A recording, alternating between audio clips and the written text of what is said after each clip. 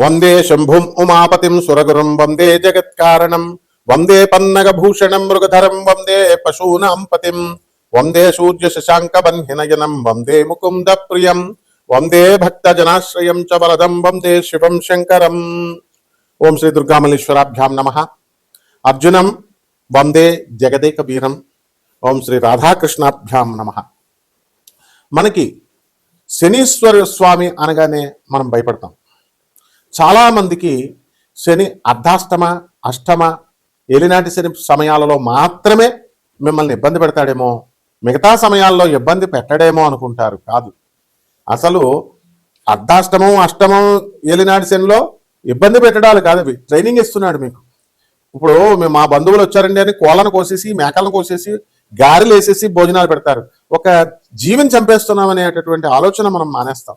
వచ్చినటువంటి చుట్టాలకి మనకు పాపం వస్తుంది, మనం ఈ కోళ్ళని మేకలను కోయడం వల్ల అనేటటువంటి స్పృహ లేకుండా తెగిచ్చేసి బంధువులందరికీ కూడా వాళ్ళని సంతోష పెట్టడం కోసం మీరు కోళ్ళని మేకలు విందు భోజనాలు మంచి మందు కిందు పెడతారు. కానీ మీకు ఏ ఏలినాటి శని ప్రభావం వలన, అర్ధాష్టమ శని ప్రభావం వలన, లేకపోతే అష్టమ శని ప్రభావం వలన పెరాలసిస్ వచ్చినా, లేకపోతే పోలీస్ స్టేషన్లో పడినా, కోర్టు కేసుల్లో వచ్చినా ఈ బంధువులు రారు అని చెప్పడమే ఈ ఏలినాటి శని సమయాల్లో ఈ శనీశ్వరుడు మీకు నేర్పించే గుణపాఠం. మీ స్నేహితులతో మీరందరూ కూడా కాలేజీలకు డొమ్మాలు కొట్టి పిల్లల సినిమాలకి, అలాగే చదువుకోండిరా బాబు అని పంపిస్తే గర్ల్ ఫ్రెండ్స్తో తిరగడాలు, ఎక్కడ పడితే అక్కడికి గుళ్ళు గోపురాలు, ఈ మధ్యన కొత్త బ్యాచ్లు తయారైనవి, ఇట్లా రకరకాలుగా వెళ్ళేటటువంటి వీళ్ళందరికీ కూడా ఈ స్నేహితులు నీకు అక్కడకు రారు అని చెప్పడమే శనీశ్వరుడి యొక్క డ్యూటీ ఈ సమయాల్లో. మరి మిగతా టైంలో ఏమండి మాకు అర్ధాష్టమం లేదు, అష్టమం లేదు, ఏలినాటి శని లేదు, మిగతా టైంలో శని ఇబ్బంది పెట్టడా అంటే ప్రతిసారి ఇబ్బంది పెడతాడు. అలాగే ఆ ఇబ్బందిలో ఒక క్రమశిక్షణ నేర్పిస్తాడు. మీరు ఎందుకంటే శనీశ్వరుని అంటారు? మీరు అసలు మీరు చేసుకున్న కర్మకి ఫలితం ఇస్తాడంతే. అంటే మీరు పూర్వజన్మలో జన్మ పరంపరలో 84 లక్షల జన్మలు ఎత్తొచ్చారు. ఆ జన్మల్లో పాపాలు చేశారు, ఇస్తున్నాడు కష్టాలు, సుఖాలు చేశారు, ఇస్తున్నాడు మంచి సుఖాలు ఇస్తున్నాడు, శుభాలు చేస్తే, మంచి పనులు చేస్తే. అది అంతేగాని శనీశ్వరుని ముట్టుకోకూడదు. శనీశ్వరుడికి అభిషేకం చేసినప్పుడు అస్సలు ముట్టుకోవద్దు. నెక్స్ట్ ప్రదక్షిణాలు చేసేటప్పుడు నవగ్రహాలను ముట్టుకోవద్దు. తర్వాత ఈ యొక్క శనీశ్వరుడు కాలు గడిగేసుకోండి. అభిషేకం చేసిన తర్వాత శనీశ్వరుడికి అక్కడ మందపల్లిలో అయితే ఇంకా దారుణంగా స్నానాలు చేసేసి నల్ల గుడ్డలు అక్కడే వదిలేసి, నువ్వు వేసుకొచ్చిన ప్యాంటు షర్టు వదిలేసి వెనక్కి తిరిగి చూడకుండా వెళ్ళిపోవడం. ఎవర్రా మీరు అంతా పండితులరా, బోకునా కొడకల్లారా? ఇదిరా మీరు శనీశ్వరుడి గురించి చెప్పేది? ప్రజలకు ఎలాగూ బుద్ధి లేదు, పామరులకి చెప్పేటటువంటి మీకన్నా ఉండాలి కదా బుద్ధి. అంటే మిమ్మల్ని గౌరవించాలా? మిమ్మల్ని నేను ఇలా పనులు చేసి శనీశ్వరుడిని అవమానిస్తున్నారు. శనీశ్వరుడు ఏమన్నా అంటరాని వాడు అనుకుంటున్నారా మీరు? మీరు తప్పులు చేసి, మీరు బోకు పనులు చేసి, మీరు వ్యభవ పనులు చేసి మీ కర్మలకు పెరాలసిస్ ఇస్తే శనీశ్వరుడు దేవుడు చేయలేదు. ఏంట్రా దేవాలయాలకు వెళ్ళిపోతే అయిపోద్దా? ఎవడు వెళ్ళమన్నాడు అసలు దేవాలయాలకు మిమ్మల్ని? దేవాలయాలు ఎందుకు పెట్టారు? మత ఐక్యత కోసం, కుల ఐక్యత కోసం. ఓ పంతులు గారు బతుకుతాడా, బయట ఉన్న చెప్పులు స్టాండ్ వాళ్ళు బతుకుతారు, పూల షాపులు బతుకుతారు. ఇందుకే పెట్టారు మీకు. అంతేగాని దాన్ని పండితుల డ్యూటీ అది చెప్పాలా? అబ్బో గుడిలోకి వెళ్ళి ప్రదక్షిణాలు చేసేస్తే వైబ్రేషన్స్ వచ్చేస్తాయి, షర్ట్ ఇప్పేసి మళ్ళీ ఎక్స్ట్రాలు షర్ట్ ఇప్పేసి ప్రదక్షిణాలు. దాన్ని నేను కూడా చెప్పాను. కానీ ఏంటి, ఎలక్ట్రోమాగ్నెటిక్ వేవ్స్ వచ్చేస్తాయి, బాడీ పర్సీవ్ చేసుకుంటుంది, బాడీ తీసుకుంటుంది, నెగిటివ్ పోతుంది, పాజిటివ్ వచ్చేస్తుంది. చెప్తాం, అది డ్యూటీ అది.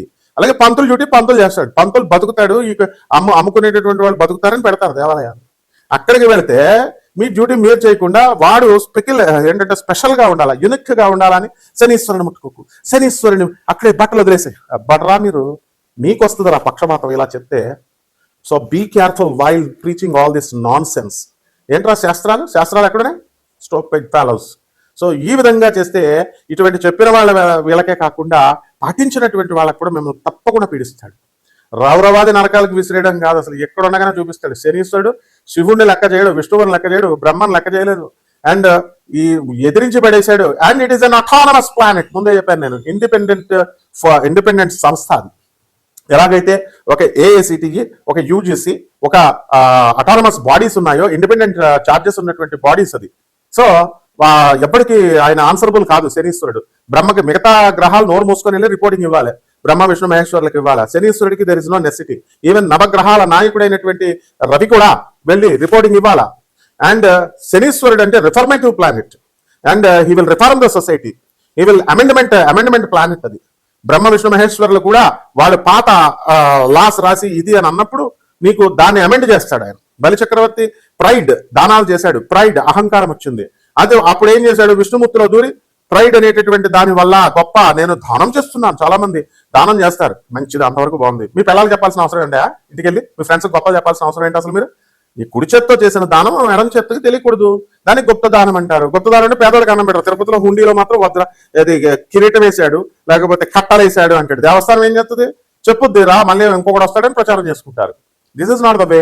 ఏం పేద ప్రజలు కనపట్లేదా నీకు, వికలాంగులు కనపట్లేదా, అనాథలు కనపట్లేదా, తర్వాత సాధు సత్పురుషులు కనపట్లేదా? సాధువులు వాళ్ళకి 10 రూపాయలు అయ్యో కానీ దేవాలయాల్లో వేస్తావు. ఇది దీనికి ప్రవచనకారులు చెప్తా ఉంటారు. ఏంటి, వెళ్ళిపోండి దేవాలయాలకు, వెళ్ళిపోండి కర్మలు పోద్ది. వీళ్ళ కర్మలే పోవు, వీళ్ళ పిల్లలే సగం మంది వదిలిపడేశారు. వీళ్ళ కుటుంబాలనే వికలాంగులు, వాళ్ళు వీళ్ళు మతిస్థిమితం లేనటువంటి వాళ్ళు వీళ్ళందరూ ఉన్నారు. రెండే చెప్తే శనీశ్వరుడు మరి ఊపుకుంటాడా, ఇస్తాడు. కాబట్టి ఒళ్ళు దగ్గరెట్టుకొని చెప్పాలి ఎవరు చెప్పినా సరే. మీరు నాన్ సెన్స్ అంతా చెప్తూ ప్రజల సొసైటీని మీరు నాశనం చేస్తుంటే అటువంటి వ్యవహారాలందరినీ కూడా రిఫర్మేషన్ చేసుకొస్తూ ఉంటాడు. రిఫర్మేటివ్ ప్లానెట్ అంటారు దీన్ని. కాబట్టి శనీశ్వరుడు ఎవరికి భయపడ్డు. అండ్ కొన్ని సంవత్సరాల పాటు విష్ణువుతో యుద్ధం చేస్తే ఏం చేస్తాడండి విష్ణువు, ఆల్టర్నేటివ్ గా ఆఖరికి ఆయన కాలు విరగొడతాడు. శివుడు అంశ అండి మేషరాశి. ఈ మేషరాశి వారికి అందరికీ కూడా మనం గత సంవత్సరం కంటే ఈ సంవత్సరంలో మనకి ఏంటి మార్పులు చూద్దాం. ఏలినాటి శని జరుగుతుంది. ఏలినాటి శని జరుగుతున్నప్పుడు దాని ప్రభావం దానికి ఉంటుంది కదా. బంధువులు విరోధులు అవుతారు, ఫ్రెండ్స్ విరోధులు అవుతారు, మిమ్మల్ని అపనిందలు వాళ్ళు అవుతారు. మీరు అందువల్ల ఆడవాళ్ళతో మాట్లాడకండి. మాట్లాడే భార్యతో కూడా చక్కగా మర్యాదగా బిహేవ్ చేయండి. ఆఫీసులో వాళ్ళందరితో కూడా మంచిగా ఉండండి. ఆలోచన ప్రవృత్తి నేర్చుకోండి.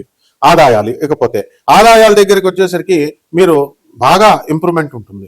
ఇక ఏలినాటి శని ప్రభావం వలన మనకి పూర్వజన్మ మీ యొక్క పుణ్య ప్రభావం వలన విదేశ యోగాలు ఉన్నాయి.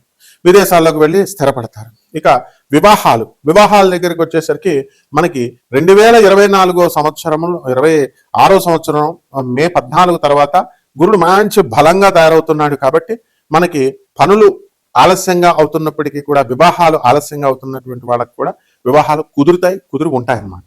ఇక సంతానం దగ్గరికి వద్దాం. సంతానము కన్సీవ్ అవుతారు, చాలా సంవత్సరాలుగా అవనటువంటి వాళ్ళంతా కూడా.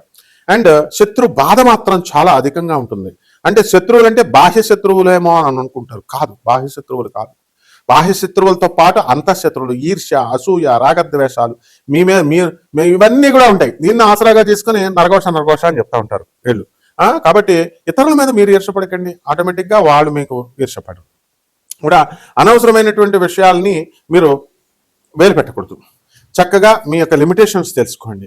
ఆర్మీ వాళ్ళకి లాంగ్ లీవులు దొరకడం జరుగుతుంది. భార్యా పిల్లలకి దూరంగా వ్యాపారస్తులు వ్యాపారాలు చేసుకోవడం అనేటటువంటిది ఉంటుంది. ఈ వ్యాపారం కాదు, మొత్తం ఆల్ చిన్న చితకా దగ్గర నుంచి అంబానీ వరకు అన్ని రకాల వ్యాపారాలు కూడా బ్రహ్మాండంగా ఉంటాయి.